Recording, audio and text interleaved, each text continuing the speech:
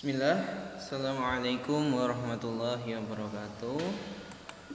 Alhamdulillahi rabbil alamin. Asyhadu an la ilaha illallah wahdahu la syarikalah wa asyhadu anna Muhammadan abduhu wa rasuluh. Allahumma sholli ala sayyidina Muhammad wa ala ali sayyidina Muhammad. Amma ba'd.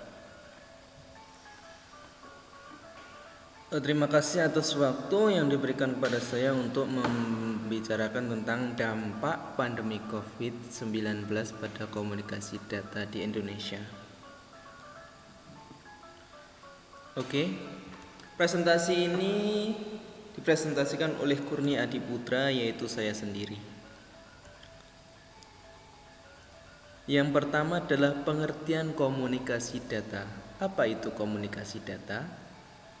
Komunikasi data adalah proses pengiriman dan penerimaan data secara elektronik dari dua atau lebih alat yang berhubungan ke dalam sebuah network atau jaringan melalui sebuah media. Itu contohnya adalah ketika kita sebagai pengirim pesan WhatsApp, kita mengirimkan pesan kepada orang lain, yaitu melalui network atau jaringan, yaitu kota. Kemudian melalui hal tersebut disampaikan kepada penerima WhatsApp tersebut. Itu setiap hari kita melakukan komunikasi data. Oke, lanjut. Pengertian COVID. Apa itu COVID? COVID atau coronavirus adalah kumpulan virus yang bisa menginfeksi sistem pernafasan. Pada banyak kasus, virus ini banyak menyebabkan infeksi pernapasan ringan seperti flu. Namun virus ini juga bisa menyebabkan infeksi pernapasan berat seperti infeksi paru-paru. Dan akhirnya ketika daya tahan tubuh kita lemah dan kita terserang virus tersebut, otomatis yang sangat berbahaya adalah menimbulkan sesak napas dan mengakibatkan kematian.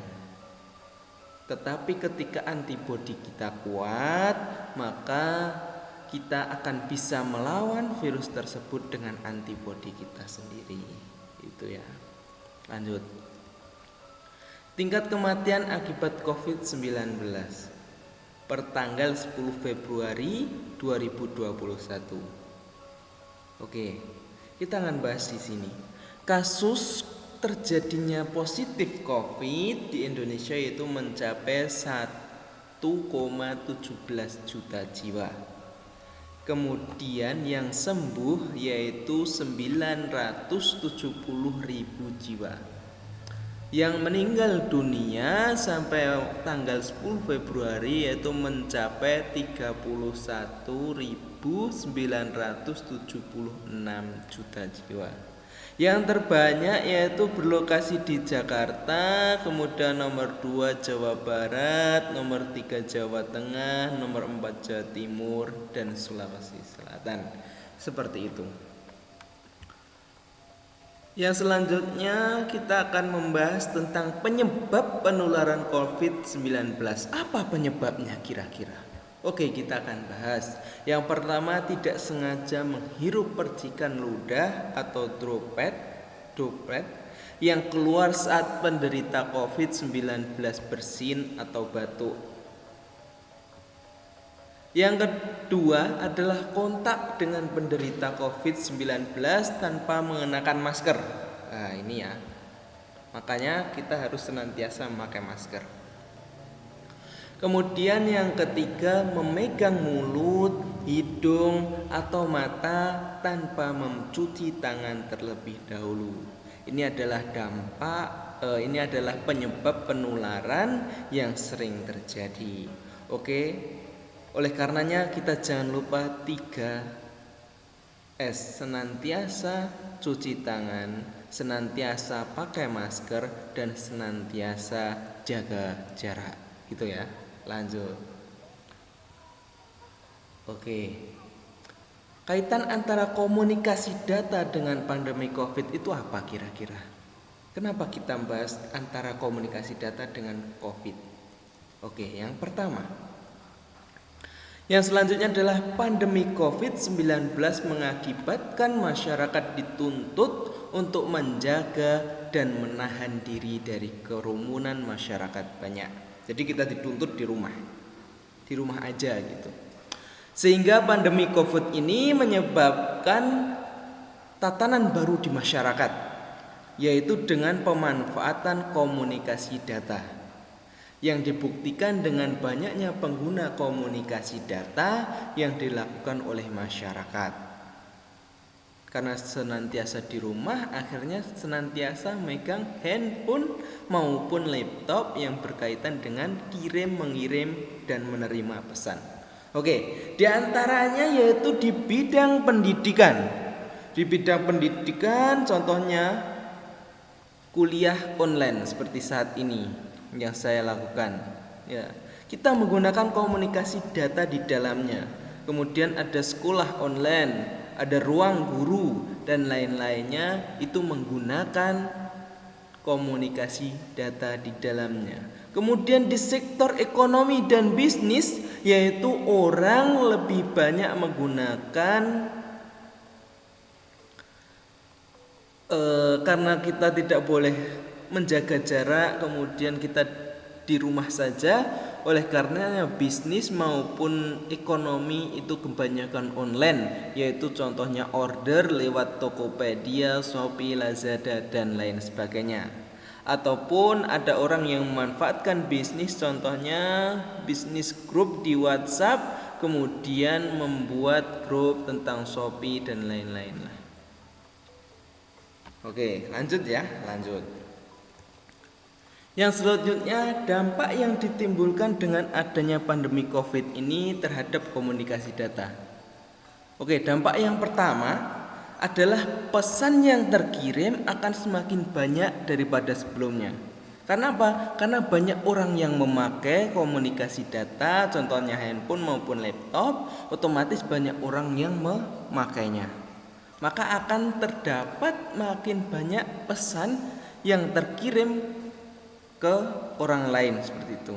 Yang kedua, pihak pengirim dan penerima akan banyak pula.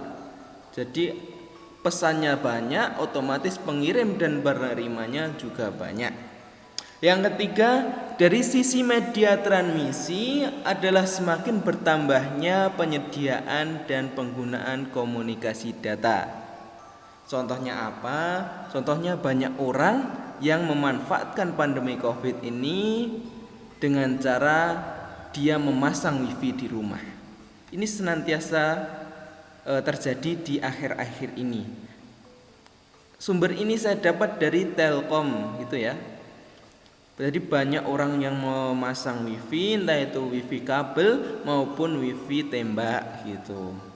Yang keempat, dari sisi jaringan. Apabila jaringan tidak dikelola dengan baik, maka akan menyebabkan jaringan itu down atau lemot. Jadi seorang penyedia wifi, seorang penyedia jaringan, contohnya Telkom, harus menyiapkan resiko yang ada, menyiapkan kendala-kendala yang mungkin akan dihadapi di kemudian hari, termasuk saat ini, yaitu tentang pengirim dan penerimanya semakin banyak, tentang penggunanya semakin banyak, maka kita harus memperbaiki dan mengelola jaringan dengan baik di situ.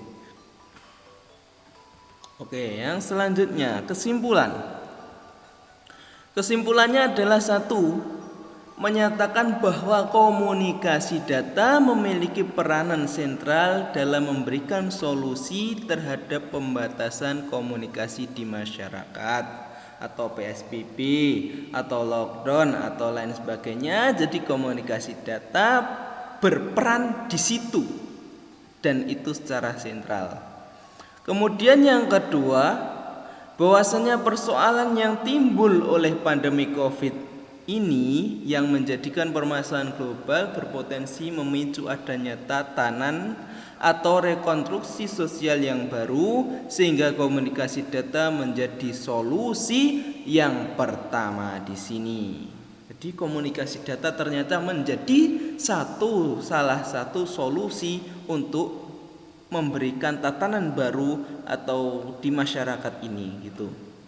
Yang ketiga, dampak yang vital dari pandemi Covid ini adalah jika jaringan komunikasi data seperti yang saya sampaikan depan tadi tidak dikelola dengan baik, maka oleh penyedia jaringan maka akan menyebabkan sistem transmisi jaringan lemot dan down. Seperti itu. Dan terima kasih. Saya akhirul kalam, ada kurang dan lebihnya saya minta maaf. Wabillahi taufiq wal hidayah. Wassalamualaikum warahmatullahi wabarakatuh.